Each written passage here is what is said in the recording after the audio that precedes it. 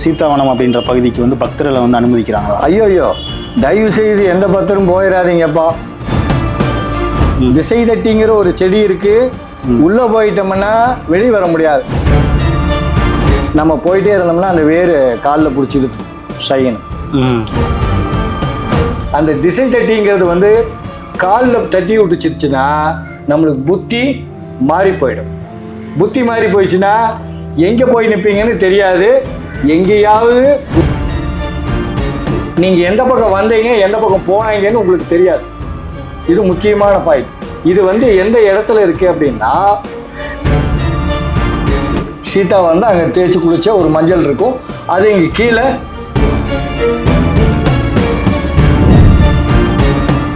சுவாமி, ராமாயணத்துக்கும் வெள்ளியங்கிரிக்கும் ஏதாச்சும் சம்மந்தம் இருக்கா? கண்டிப்பாக இருக்கு. இந்த மலை வந்து மகாபாரதத்துக்கும் சம்பந்தம் உண்டு, அதே மாதிரி ராமாயணத்துக்கு சம்பந்தம் உண்டு. இந்த மாதிரி சம்பந்தம் உள்ள மலை இந்த மலை. இப்போது சீதா அப்படின்னு சொல்லியிருக்காங்க இல்லையா, ராமருடைய மனைவி. இவங்களை வந்து ராவணன் வந்து கடத்திட்டு போகிறார். இந்த கடத்திட்டு போகும் பொழுது என்ன பண்ணுறாங்கன்னா, ஓய்வெடுப்பதுக்காக நம்ம மலை மேலே ஓய்வெடுக்கிறதுக்கும் இல்லை, ரெண்டாவது குளிப்பதுக்காக. அந்த குளிப்பதுக்காக வந்து உங்களுக்கு அந்த இடம் சொன்னால் புரியுமா என்னன்னு தெரியாது. ஆனால் தயவு செய்து யாரும் இந்த மாதிரி சொல்லிட்டாங்க அப்படின்னு சொல்லிட்டு உள்ளே எல்லாம் போயிடாதீங்க. ஏன்னா அது மிகப்பெரிய ஒரு அந்த அந்த ஏரியாவே பார்த்தீங்கன்னா, உள்ளுக்குள்ளேயெல்லாம் பார்த்தீங்கன்னா மரங்கள் செடிகள் எல்லாம் நிறைய நிறைஞ்சிருக்கும். அதுக்குள்ளே போகும் பொழுது எப்படி இருக்குன்னா இருட்டாக இருக்கும் ஒன்று. ரெண்டாவது திசை தட்டிங்கிற ஒரு செடி இருக்குது. அந்த திசை தட்டிங்கிறது வந்து காலில் தட்டி விட்டுச்சிருச்சுன்னா நம்மளுக்கு புத்தி மாறி போயிடும். புத்தி மாறி போயிடுச்சுன்னா எங்கே போய் நிற்பீங்கன்னு தெரியாது. எங்கேயாவது போய் தண்ணி இருக்குது அப்படின்னு நினச்சி அந்த தண்ணியை எடுத்து குடிச்சிட்டே தான் மூஞ்சி கழுவினீங்கன்னா தான் உங்களுக்கு அதை பற்றி ரிசல்ட் தெரியும். நம்ம அப்படின்னு சொல்லி விசித்திரமாக என்னமோ நடந்திருக்கு அப்படின்னு. ரெண்டாவது, திசை திரும்பியாச்சு, எல்லாம் முடிஞ்சிருச்சு. ஆனால் நீங்கள் எந்த பக்கம் வந்தீங்க எந்த பக்கம் போனீங்கன்னு உங்களுக்கு தெரியாது. இது முக்கியமான பாயிண்ட். இது வந்து எந்த இடத்துல இருக்குது அப்படின்னா, திருநீர்மலைன்னு சொல்லுவாங்க. அந்த திருநீர்மலைக்கு மேல் பகுதியில் ஏறணும். ஒட்டன் சமாதிக்கும் முழங்கால் திட்டுக்கும் சென்டரில் உள்பக்கத்தில் பார்த்தோம்னா வனமாக இருக்கும், பயங்கரமான வனமாக இருக்கும். அந்த வனத்துக்குள்ளே அதான் சீதாவனம். அந்த பக்கத்தில் சில ஆறு தண்ணி கீழே வர்றதுக்கான தண்ணி வரும். அந்த ஆற்றுல தான் சீதா குளித்ததாக சொல்லியிருக்கிறாங்க. இதை எழுத்துப்பூர்வமாக சொல்லலை, தொன்று தொட்டு சொல்கிறாங்க. ரெண்டாவது பார்த்திங்கன்னா, அந்த சீதா தேய்த்து குளித்த மலை ஒரு இது இருக்கும், மஞ்சள்.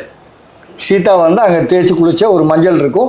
அது இங்கே கீழே மலைவாழ் மக்கள் விற்றுக்கிட்டு இருப்பாங்க. ஒரு கொடி மாதிரி இருக்கும், அது ஒரு சின்ன காய் மாதிரி இருக்கும். அதை தான் வந்து சீதா வந்து தேய்ச்சி குளித்ததாக சொல்லப்படுறாங்க. இந்த மாதிரி வரலாற்று மிக்க ஒரு மலை இந்த தலம்.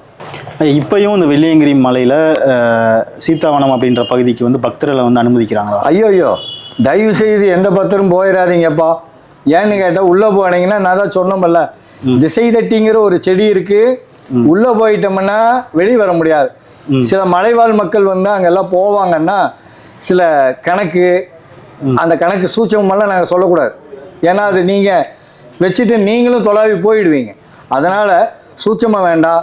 அந்த இடம் மிகவும் ஆபத்துக்குரிய இடம், சரியா? அதனால அந்த இடம் இதுக்கு முன்னாடி இந்த மாதிரி யாராச்சும் சொல்லியிருக்காங்களா? யாராச்சும் போய் இந்த மாதிரி நடந்திருக்கு அப்படின்னு? இதெல்லாம் வேணாம். நாங்களே எல்லாம் சுற்றி இருக்கிறோம் அந்த காடுகளில். சின்ன வயசுகளில் என்ன நாங்கள் சுத்தாத இடம் அல்ல. அந்த அளவுக்கு நாங்கள் சிறு வயசுலையெல்லாம் நாங்கள் சுற்றி இருக்கோம். அந்த மாதிரி இடத்துல எல்லாம் நாங்கள் சில குறிக்க ஒரு என்ன சொல்லுவாங்கன்னா, ஒரு அடையாளம் வச்சு தான் நாங்கள் போவோம். அடையாளம் வச்சு போவோம், அடையாளம் வச்சு வருவோம். என்னன்னு கேட்டால் அந்த மாதிரி இருக்கக்கூடிய ஏரியா, அந்த மாதிரி திசை, அதுக்கான என்ன சோர்ஸ், அது ஏதாவது வந்து பண்ணுச்சுன்னா, அந்த செடி தட்டுச்சுன்னா என்ன பண்ணும் அப்படிங்கிறதுக்கும் நாங்கள் ஒரு மாற்று இதெல்லாம் வச்சுருப்போம். அப்படி தான் நாங்கள் போக முடியும். ரெண்டாவது என்னென்னா, அங்கே ஒரு தாமரை பூ இருக்கும். அந்த தாமரை பூ பார்த்திங்கன்னா மேலே வண்டு சுற்றிட்டு இருந்ததுன்னா என்ன ஆகும், டபால்னு பிடிச்சி உள்ளே போட்டுக்கும். உள்ளே போட்டு அது செத்ததுக்கு அப்புறம் தான் வெளியே விடும். அந்த மாதிரி சில அபூர்வமான இது இருக்குது. அதே மாதிரி வேர் இருக்குது. சில வேர்கள்லாம் பார்த்துருப்போம், ஆனால் நம்ம அங்கே தொட்டு பார்க்கல. அந்த மாதிரி வேரும் இருக்குது. நம்ம போயிட்டே இருந்தோம்னா அந்த வேர் காலில் பிடிச்சி இழுத்துருக்கும் ஷைனு. அந்த மாதிரியும் சில இதெல்லாம் இருக்குது. ரெண்டாவது அந்த பகுதிகளில் வந்து குகைகளில் வந்து அதிகமாக இருக்குது. என்ன தண்ணி வரக்கூடிய இடம், இந்த என்னமோ ஒரு சில வெளிநாட்டில் சில இடங்கள்லாம் சொல்கிறாங்க இல்லையா, அந்த மாதிரி இது அமானுஷ்யமாக இருக்கக்கூடிய இடம். அதனால் வந்து அனாவசியமாக யாரும் அந்த பக்கம் போக மாட்டாங்க. என்ன அந்த காலகட்டம், இப்போ இருக்க காலகட்டங்கள் மிகவும் மோசமாக இருக்குது. அதனால் அந்த பக்கம் தயவுசெய்து போக வேண்டாம். சீதா அப்படின்னு நினச்சி கும்பிட்டு மட்டும் போயிட்டே இருங்க. கடைசியாக போட்ட காணொலியில் சிலருக்கு வந்து சில சந்தேகங்கள் இருந்துச்சு. என்ன அப்படின்னா, வெள்ளியங்கிரி மலைக்கும் சிவன் இருக்கக்கூடிய கைலாச மலைக்கும் இரண்டுக்கும் இருக்க வேறுபாடு என்ன அப்படின்னு சொல்லிட்டு. கண்டிப்பாக இது அருமையான ஒரு ஆன்மீகம் சம்மந்தப்பட்ட ஒரு அற்புதமான ஒரு கேள்வி. சரியா? இப்போது மானோசரோவர் அப்படின்னு சொல்கிறோம் இல்லைங்களா, அதுதான் அங்கே இருக்கக்கூடிய பெரிய ஐஸில் இருக்கக்கூடிய கைலாயம். அங்கே எல்லாம் போகும்பொழுது சில அமானுஷ்யங்கள்லாம் நடக்கிறதாக சொல்லிட்டு இருக்கிறாங்க இல்லையா. அதனால தான் அங்கே காரைக்கால் அம்மையார் அங்கே போகிறாங்க. அங்கே போகும் பொழுது காலால் நான் நடந்து போனோம்னா புனித கெட்டுன்னு சொல்லி கையால் நடந்து போகிறாங்க. நீங்கள்லாம் வர வேண்டாம், நீ ஆலங்காட்டுக்கு போ, நான் உனக்கு அங்கே வந்து காட்சி தரேன்னு சொன்னார். சரிங்களா? எங்கிருந்து வந்தார்? அங்கே கைலாயத்தில் இருந்து அந்த அம்மைக்காருக்காக வேண்டி வெளியே வந்து சொன்னார். சரிங்களா? கோடான கோடி தெய்வங்களில் இருந்து அடியாறு மக்கள் அத்தனை பேருமே அந்த கைலாய மலைக்கு போயிருக்காங்க. சரிங்களா? அந்த இடத்துல தான் எல்லா தெய்வங்களும் அமர்ந்திருக்கக்கூடிய இடங்கள். ஏதாவது ஒரு சந்தேகம்னா அங்கே தான் போய் கேட்பாங்க. ஆனால் நம்மளுக்கு என்ன ஆளுகளே நடமாட்டல, எப்படி போய் கேட்க முடியும் அப்படிங்கிறாங்க இல்லையா. இல்லை, அவங்க நினச்சாங்கன்னா சுச்சமமான வழியில் எப்படி வேணாலும் போக முடியும். சொன்ன இல்லையா, பாம்பு உள்ளே போய் சிவபெருமானுக்கு வில்வை இலை வைக்கிது இல்லையா, அந்த மாதிரி இவங்க எந்த ரூபத்தில் வேணாலும் போக முடியும். சரிங்களா? அந்த இடத்துல வேறு மனிதர்களுக்கு வேலை இல்லை. மனிதர்களுக்கு வேலை இல்லை, தள்ளி நின்று சுற்றிட்டு தான் வருவான் ஒன்று. அதே மாதிரி தான் வெள்ளியங்கிரி மலை. இதையே வந்து எத்தனை சொல்கிறாங்க, 3 கைலாயம்னு சொல்கிறாங்க. அது இன்னொன்று நன்னீர் கடல் கடியில் இருக்குது. கடல் கடியில் வேணால் போக முடியுமா? முடியாது. அதுதான் தென் கைலாயம். இது வந்து தென் கைலாயம்னு சொல்கிறதுக்கு நாரதர் என்ன சொல்கிறாருன்னா தட்சிண கைலாயம்ங்கிறார். தட்சிணம்னா சமஸ்கிருதத்தில் தெற்குன்னு அர்த்தம். தெற்கில் இருப்பதனால தான் இது தென் கைலாயம் சொல்லப்படுது. அப்போ இந்த கைலாயத்துக்கும் அந்த கைலாயத்துக்கும் இந்த மலையை கண்டுபிடிச்சவர் சிவபெருமான் கிட்ட வந்து உபதேசம் கேட்டார். இந்த மானோசரோவருக்கு இருக்கிற மாதிரி வேற எந்த கைலாயம் இருக்குன்னு கேட்குறார். அந்த கைலாயம் தட்சிண கைலாயம் சொல்கிறார். அது முருகருக்கு உபதேசம் செய்கிறாரு. முருகர் வந்து நாரதருக்கு சொல்கிறாரு. நாரதர் கேட்டு போட்டதுமே நந்திக்கு சொல்ல போல அங்கே இருந்து உடனடியாக வந்து முதல் கண்டுபிடிச்சவர் முருகப்பெருமான் தான். அவர் தான் இந்த கைலாயம் தேவர்கள் முனிவர்களுக்கு சாபம் நீக்குவதற்காக இந்த இடம் உருவாக்கப்பட்டது. அப்போது எல்லா மனிதர்களும் இங்கே வந்து தரிசனம் பண்ணும் பொழுது சாபம் அவங்களுக்கு நீங்கப்படும். ஒவ்வொரு மனிதனும் செய்த தவறுகள் எல்லாமே மலையேறி கஷ்டப்பட்டு மேலே போய் தரிசனம் பண்ணுறாங்க இல்லையா, அந்த ஒன்று.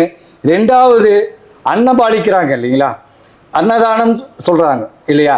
இதை ரெண்டும் செய்யும் பொழுது அவனுடைய முழுமையான பாவங்கள் தொலைஞ்சு நல்ல நிலைக்கு மாற்றங்கள் வருது. ஆனால் சிவன் வந்து இந்த மலைக்கு வந்தார், இங்கே வந்து தவம் பண்ணார் அப்படின்றதெல்லாம் கிடையாது. தவமே பண்ணலகண்ணா. தட்சிணகை நான் சொன்னேன்னா தட்சன் யாகம் நடத்துகிறார். அந்த யாகத்துக்கு தேவர்கள் முனிவர்கள்லாம் போனாங்க. என்ன, அப்போ அந்த தேவர்கள் முனிவர்களுக்கெல்லாம் சாபம் கொடுக்குறாரு. சாபம் கொடுத்தா ஒரு மாற்று ஒன்று சொல்லுவாங்க இல்லையா, அது வேதங்கள்ல இருக்கு இல்லையா. அந்த வேதங்கள்ல சொல்லப்பட்ட மாதிரி இந்த தட்சிண கைலாயத்தில் நான் தோன்றுவேன்னார். தட்சிணங்கிறது சமஸ்கிருதத்தில் தமிழில் வந்து தெற்குன்னு அர்த்தம். சரிங்களா? இதைய யார் எழுதுனாங்க தெரியுமா? வடமொழியில் இருக்கக்கூடிய பேரை பேரூரில் இருக்கக்கூடிய கச்சியப்ப முனிவருங்கிறவர் எழுதினார். இதெல்லாம் புராணம். கச்சியப்ப முனிவர் எழுதினாரு. அதுக்கப்புறம் பாண்டவர்கள் வந்தது. பாண்டவர்கள் வந்து இந்த மலைக்கு என்ன கொடுத்தாங்க? பாசுபதாஸ்திரம் வாங்கினாங்க. அது எங்க போச்சு?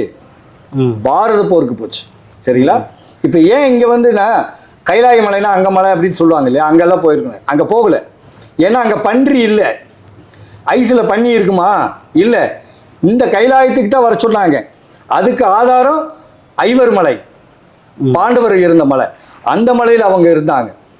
இதுக்கெல்லாம் ஆதாரம் இருக்கு. சரியா? அந்த ஆதாரத்தோட தான் இந்த மலைக்கு அர்ஜுனன் தவ செய்யறான், அந்த இடத்துல போய் நின்று அப்படின்னு சொல்லி கிருஷ்ணர் தான் சொல்லி அனுப்புறாரு.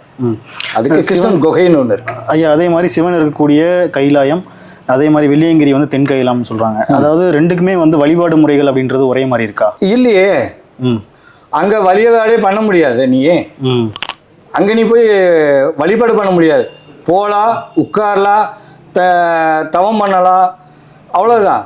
அபிஷேகம் ஊத்துறேன், அதை பண்றேன், இதை பண்றதுனால அங்கே வேலை கிடையாது. சரியா?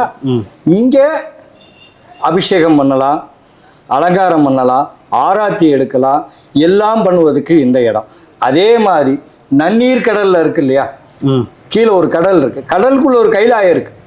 அந்த கைலாயத்துக்குள்ள போய் தண்ணி ஊற்றிட்டு இருக்க முடியுமா? அபிஷேகம் பண்ணிட்டு இருக்குமா? அங்க அவன் போறதுக்கு தயாரா இல்லை. 2 உயிர் போயிடும். இந்த இடத்துல வந்தா புண்ணியம் கிடைக்கும், இந்த ஆத்மாவனுடைய பயனை அடைய கிடைக்கும். அவ்வளோதான். ஓகேடா விலாஷ். அது என்ன சொன்னது? சீதாவனம். சீதாவனம்னா என்ன? சீதாவனம்னா அங்கே இருக்க ஒரு வனம். சீதா பிராட்டி வந்து ராம இங்கே இருக்குங்களா? ஆமாம், உள்ள மேலே இருக்கு.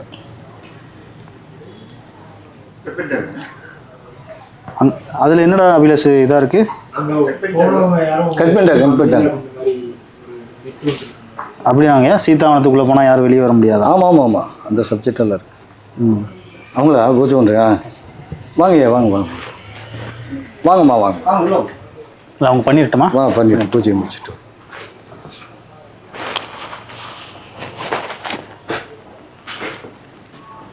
கொஞ்சம் லேட் பண்ணதுக்கு மன்னிக்கவும்.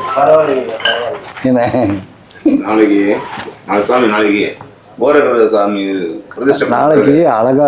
This video is brought to you by India Sports in Coimbatore, where winners are made. We supply premium sports material worldwide. Contact us for more detail.